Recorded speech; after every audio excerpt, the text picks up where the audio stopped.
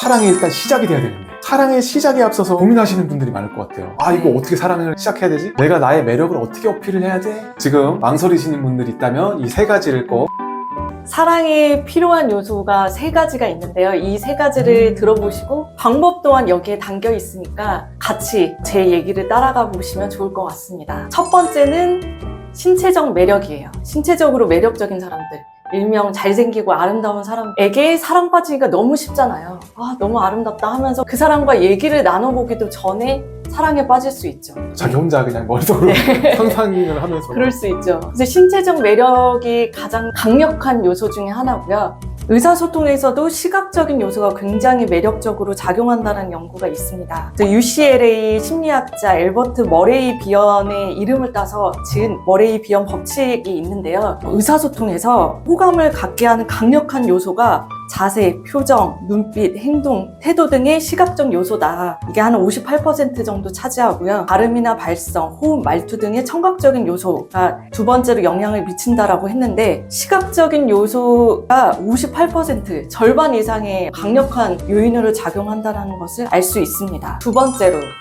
그 사람에게 가깝게 느껴지는 친숙성이 중요합니다. 이 친숙성은 굉장히 유명한 19절에도 있잖아요. 오래 보아야 아름답다. 여러 번 보게 되면 여러 번 보는 것만으로도 그 대상에 대해 호감을 느끼게 됩니다. 여러 사진들 가운데에서 매력적인 사람을 골라라 이런 실험이 있었어요. 근데 이제 이 실험의 장치는 한 사람의 얼굴을 반복해서 넣은 거죠. 그래서 단순 반복되는 그 사람을 되게 매력적으로 지각한다라는 실험입니다. 그냥 사진만 계속 반복해서 네. 봤는데 친숙성이 올라가면서 호감을 표현한다. 단순히 많이 본 것만으로도 호감이 0에서 2점이나 3점으로 올라갈 수 있는 거죠. 그래서 여러분들도 이걸 활용해 보신다면 내가 좋아하는 사람이 있으면 그 옆으로 가서 자기 얼굴을 이렇게 계속 비춰주는 그런 시도가 필요합니다. 계속 들이밀고 막 네, 옆에 들이밀고 앉고. 그 사람의 시야에 내가 잡히고 그러다 보면 그냥 단순히 아무 감정 없이 보기만 했는데도 어느 순간에 저 사람 좀 괜찮네? 라고 생각하는 걸로 넘어가는 거죠. 말은 안 하고 그냥 옆자리에서 얼굴 계속 보여주고. 네. 단순히 그렇게 노출하는 것만으로도 도움이 됩니다. 그냥 노출만 하는 것만으로도? 네. 와. 우리가 드라마를 볼 때도 인물들이 하는 행동들을 보면 내가 누군가가 마음에 든다 라고 하면 그 사람 근처에 계속 얼쩡거리는 장면들이 많이 나오거든요. 네. 근데 그런 것들이 효과가 있기 때문에 드라마 속에서도 나오는 거 아닐까라고 생각이 듭니다. 세 번째는 이제 유사성입니다. 우리는 나와 비슷한 사람들을 좋아하기가 되게 쉽거든요.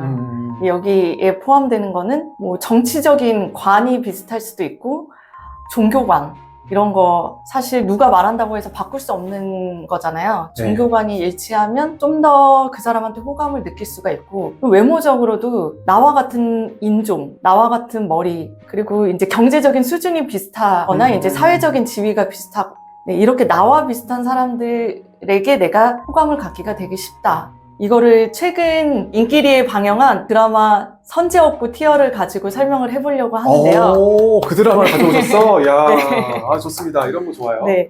왜 우리가 선재라는 인물의 매력을 느끼는지를 보면 첫 번째 신체적 매력. 뭐 이거는 그냥 눈에 보이는 거죠. 그건 뭐. 변우석이라는 배우 자체가 189cm의 얼굴도 굉장히 작고 하얀 피부에 눈이 또 반짝반짝한 매력이 있잖아요. 그래서 신체적 매력은 제가 딱히 얘기를 하지 않더라도 굉장히 매력적이다. 남자가 봐도 매력적이다. 네. 진짜. 그래서 여기에서 또 수영부 출신으로 나오기 때문에 네, K드라마의 그 재미 요소 중에 하나인 남주의 상탈신이 그렇죠. 또 계속 나오거든요. 상탈이 나올 거라는 거 예상할 수 있어.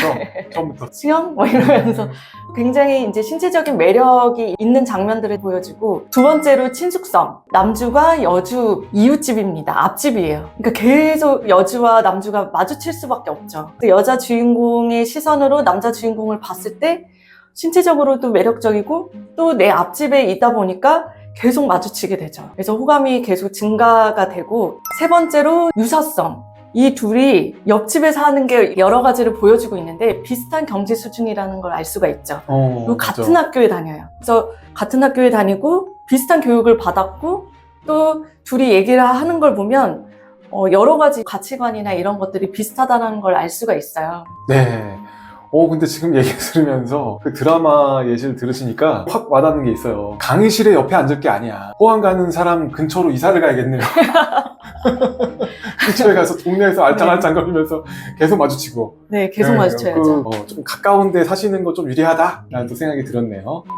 도움이 될 만한 이야기를 좀 해드리고 싶은데, 그렇다면 어떻게 적용하면 좋을까요? 사실 어필하는 신체적 거? 매력은 한계가 좀 있는 것 같아요. 내가 뭘 어떻게 한다고 해서 그거를 개선하기가 폭이 좁으니까 네. 나머지 두 가지에 신경을 쓰셨으면 좋겠어요. 그래서 친숙성과 유사성, 이것도 굉장히 강력한 요인이거든요. 네. 내가 그 사람과 계속 가까이 있고 나를 노출하고 음. 나를 아는 사람으로 두게끔, 친숙한 사람으로 두게끔 하고 내가 너와 비슷한 생각을 가지고 있는 사람이다. 그러려면 대화를 하게 될 때도 맞아. 그래. 동의하는 얘기들을 많이 해야 되죠. 맞장구를 쳐주고 네. 공감을 많이 해주는 것도 방법이겠다. 그쵸. 그러다 보면 이 사람이 이 사람과 얘기하는 게 굉장히 안전하구나. 내가 충분히 편하게 얘기할 수 있구나 라는 게 형성이 되면 당연히 이제 호감을 갖게 되겠죠. 네. 저는 또 다른 관점으로도 생각해 볼 수가 있는 게, 사실 외모만 보고 이 사람에 대해 호감을 느낄 수도 있지만 그게 아니고 이 사람이 좋아하는 게 무엇인지, 이 사람의 사고방식이 어떤 건지, 이 사람의 생활 스타일이 어떤지를 관심 갖고 유사성을 길러가는 거죠, 이 사람과. 그런 접근도 생각해 볼 수 있을 것 같아요. 그래서 예를 들면 내가 상대방이 좋아하는 드라마도 보고 나도 그거 재밌게 봤어 하면서 뭔가 이야기를 꺼낼 수도 있고, 네, 그것도 되게 중요하죠. 내가 떡볶이를 좋아하지 않지만 이 사람이 떡볶이를 좋아한다 그러면 나도 먹어보고 그 떡볶이에 대한 이야기를 할 수 있고, 만약에 내가 매운 걸 못 먹으면 어떤 떡볶이에 대한 정보들을 가지고 이야기를 나눈다면은 그 사람이 유사성을 좀 느끼지 않을까 하는 생각도 하게 되네요. 결국은 이 사람을 좀 알아가는 차원에서 이 세 가지가 활용이 될 것 같아요. 지금 망설이시는 분들이 있다면 이 세 가지를 꼭 기억하셨다가, 세 가지가 뭐였죠? 신체적 매력, 친숙성, 유사성, 이 세 가지를 생각을 하시면서 어떻게 내가 전략을 세울 것인가, 또 이 사람을 어떻게 알아갈 것인가, 이 사람이 좋아하는 건 무엇인가 관심을 갖는 그런 시선도 너무 중요할 것 같습니다. 이번 시간은 아주 시대를 초월한 굉장히 오랫동안 연구가 되었던 그런 본질적인 사랑 스타일에 대한 이야기를 해보려고 합니다. 사랑 스타일 이론은 사랑이라고 하면 난 이런 거라고 생각해 라는 거가 어떤 게 있는 건지 알아보는 건데요. 총 6가지. 6가지나 네. 있어요? 네, 6가지. 네.